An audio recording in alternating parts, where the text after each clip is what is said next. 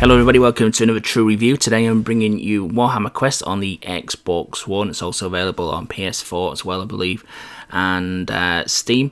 On Xbox it's priced at $29.99 in the US, and I think that equates to about £22 in the UK. Now this for me has been it's probably been the hardest review that I've done, and I'm you may pick up from the audio of this that this is mostly going to be in one take with very little editing because I want to get my kind of emotion across in regards to this game, because it's a weird one. It's a weird one, but anyway, I'm getting a bit ahead of myself there, so let's get into this. So Warhammer Quest is based on the Games Workshop game of the same name. It's a tabletop board game where you take a band of adventurers, 4 adventurers, into randomly generated dungeons and try and plunder them for their loot, try and kill named enemies, or try and rescue civilians, things to that effect. And it's turn-based. So far, so straightforward. You've got 4 heroes to take into any one dungeon from a pool of 11. You have classic, RPG kind of things, like you've got the Marauder, who's melee based. You've got the Wood Elf, who's an archer character. You've got the Dwarf Ironbreaker. You've got a Grey Wizard, a Dwarf Troll Slayer, Warrior Priest, Archmage, Bright Wizard, Shadow Warrior, and an Ogre Iron Gut, and also a Witch Hunter. All of them have various strengths and weaknesses. Some of them are melee focused, some of them are magic focused, some of them a little bit of both. And they do play differently to one another to justify their place. Some are an awful lot stronger than others in terms of what abilities they get. So there will be certain favourites and certain optimal teams that you can pick from. But there's still a diverse range of characters that you can actually pick from in this. So how the game progresses is you enter a dungeon, you take your turn, end it, then the enemy has their go if there's anything on the screen. If there's not, you take another turn until you enter a room with an encounter. And then it plays out in classic turn-based. You move all your characters and attack using your abilities, and then they have their say as well, and it flows in that classic tried-on way of turn-based combat. And whilst it is, even for a turn-based game, pretty slow play, it generally works and is really, really exciting and pleasing. Usually the dungeons involve you getting to the end room, killing the boss character, and that completes the quest, and you get rewarded in gold, a magical item, or other kind of recompense for your troubles. The dungeons spice it up a little bit by sometimes they have junctions where you can go left or right, and you can end up in a dead end, which means you're backtracking and obviously wading through loads more encounters than you would have normally done. Now, the characters themselves operate in a really, really good way. You've got a set amount of attacks that you can undertake. You've got a certain amount of ranged attacks, certain amount of melee attacks, and if you're a magic user, you've got a certain amount of spell points. The melee characters tend to be a lot more simpler. Simply, you've got X amount of attacks, and once they're exhausted, that's you pretty much done. But the magic users, they draw power from the magic around them, and every turn they do a random dice roll which gives them a wind of magic points total, and that's their total to spend on that turn. It can be a high number, it can be a low number, so you've got to kind of manage with what fate tends to give you. Later on they do get mana reserves as well, which they can use to top up bad rolls, which is a nice feature as well. So you can't obviously rely on the same abilities over and over again, because you don't know if you're going to have enough actual mana or magic power to actually use them. So that's a nice little touch really, and stops certain characters being overpowered and having certain skills which are definite go-tos. Once the dungeon's complete, you go back to an overworld situation where you can travel to different towns. Towns operate on a very simple basis. You've got a market stall, you've got a temple you can go to, and you've got the training ground, which you only really visit when you level your characters up. temple, you basically pay a 50 gold donation to it, and you pray to the temple, and you may get a random buff or debuff for the upcoming dungeon. Personal experience, there's a lot more debuffs there than actual positive things, so I generally tend not to bother with them. There's a good selection of equipment available. Some equipment are class specific, other equipment are multi-classes, and you need to obviously buy them accordingly. There's 3 levels of rarity in the equipment as well, green being the most common and less powered, with blue being in the middle, and orange or gold being the masterwork items, as this game tends to call it. So overall, that being said, that's really the gameplay covered, apart from one little thing which I've admitted, well, it's not a little thing, it's a damn major thing. But I'm going to get back into that a little bit later once I've covered the graphics and audio of the game.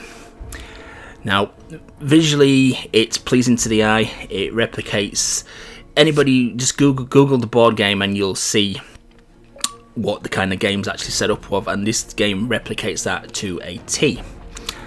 There's very little animation going on because it is viewed from a top-down view. There's a little waddly animation for each character that moves and swinging of the axe or weapons, and some basic animation of fireballs flying along there. So the animation is not this game's strong point, which when you understand that it actually comes from a mobile port on like an iOS or Android store, then you understand why that is the case.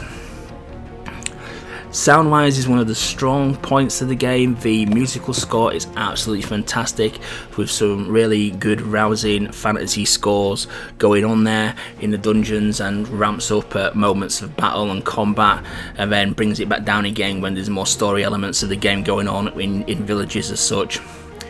Sound effects are very minimal. You've got the walking footstep sounds of your characters and moving around the dungeons, and you have the swinging of the axe and little grunts and groans as your characters take damage.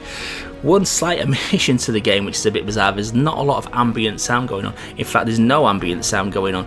You think with these dungeons that they're going through, there'd be a bit of wind or a bit of background noise, or you could maybe hear chatter from nearby monsters, but no, there's none of that. It's just blanket music and the sound effects of combat, and that's pretty much it. So a little bit disappointing in that regards.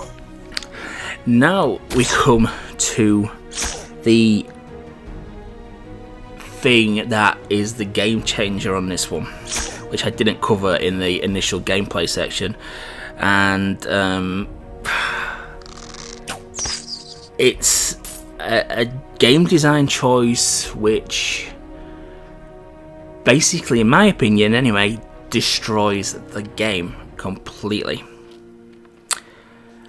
Literally, at the end of every turn in a dungeon, whether you be roaming around when there's no combat going on, or whether it be in combat, there is a chance of more enemies spawning in on you. Now, from a role-playing point of view, I understand why it's there out of combat, because simply if you was out of combat, you could just take as many turns as you want to fully heal your characters for the next encounter, which tends to kind of like be a little bit, breaking the game and a bit unfair. So I understand why it's there for that purpose, but I've never come across a game like this where you can be in combat and more enemies will spawn in. Now, again, from a thematic approach, I can understand why that's there. You could say it's reinforcements. Fair enough. But this doesn't happen once. This has a potential of happening on each and every turn that you make. And it happens a lot. A real lot. Way too frequently to be funny, to be honest with you. Now, when you bear in mind, I actually haven't mentioned this, there's 3 difficulty levels to this game. There's basically casual, which is easy mode. There's adventurer, which is your normal setting. And then there's hardcore mode. Hardcore mode carries permanent death of your characters if they fall in battle. So this really affects hardcore mode, which is a mode I really enjoy to play in games, because it adds that bit of tension to the whole thing. But this is, people may think I'm exaggerating here, but if all goes to plan, I'm about to insert, which is something I don't normally do in these reviews, is I'm about to insert a couple of screenshots into the game. Unfortunately, I'd stopped filming the game at this point. I was playing purely for fun when this actually happened, and this has happened on more than one occasion. I'd got my band of heroes up to level 5. They'd actually ready to go to level 6 when they exited this dungeon. And that took 20 hours to do, 20 hours to get up there. And then the game just decided it was going to kill me. And no skill in the world would have got me out of this situation. If all goes to plan, you should be looking at a screenshot on the screen at the moment of a small square room.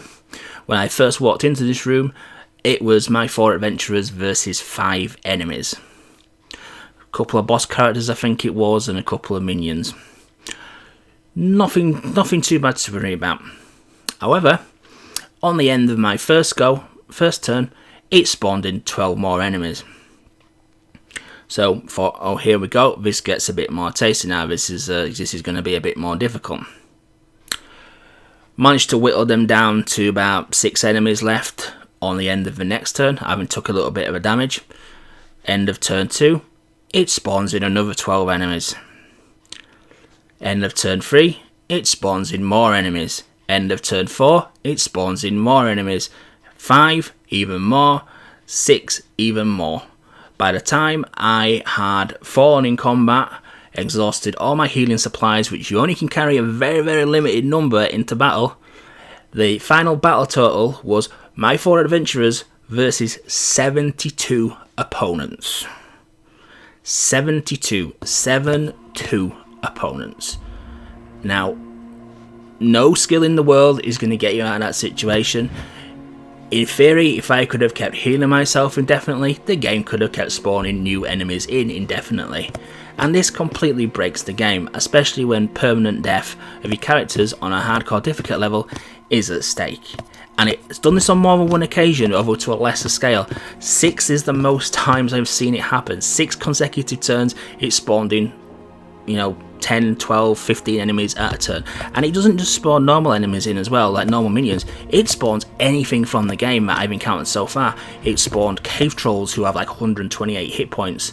It spawned gigantic spiders. It spawned rats. It spawned vampires. It spawned necromancers. You name it, it spawned them in. It wasn't bothered. It wasn't pulling no punches here. Not just piddly little minions who die in one shot. It's basically giant boss characters who are the feature of most dungeons. And it was just absolutely insanely ridiculous. And if this was an isolated occurrence, you could let it ride, but it hasn't. It's happened on a number of times, although not to the extent of 6 times, because normally when you get to about happening at 3 or 4 times, it's game over, because you simply can't survive that continual onslaught. And what compounds it even more as well, and I appreciate this review is going on a lot longer than I normally do, just because I'm so disappointed in this game, because I love it so much, is that when these spawns happen, you've not only got the hit of the additional enemies coming in, it counts it as a weird kind of maybe a surprise round. I'm thinking it's counting because your magic powers don't recharge. Your magic users don't get a wind of magic roll, so basically their spell count is 0. You cannot access any other abilities really other than melee skills, which very, very limits your characters. And you've just got no way of taking them out. I mean, 72. I mean, I'm looking at the screenshots that I've posted alongside this section of the video. I think there's about 24 enemy characters remaining on there, on the 2 screenshots that I've posted there, and it's just absolutely insane. The game just decided it was going to kill me. There was nothing I could do about it. Now, obviously, in the other difficulty modes, that's not going to be as big an issue because you're just going to fail the dungeon and your characters are going to get kicked out of the dungeon. But it still spoils it. You can't have this happening in a game. It's silly, it's nonsensical. Yeah, make it happen once per encounter, but not 6 times in a row. It's 72 opponents. No one can tell me that's right. No one in the world can tell me that's right. And I have emailed the developer about it, and I'm going to be posting them a link to my review here. But it just spoils the game entirely. It really does ruin what is a good game, ruins what is an enjoyable game. It just completely destroys it when the game can just decide to do this to you and just wipe your party out with nothing you can do about it. Absolutely zero you can do. So, coming to a mark on this game, I'm giving it a 2 because of this problem that it has. It just refined, so it doesn't happen as frequent as this. If it happens on a fairer scale, not to completely screw you over and give you unwinnable situations, then this game gets a 4, hands down. It gets a 4. It's easy as that.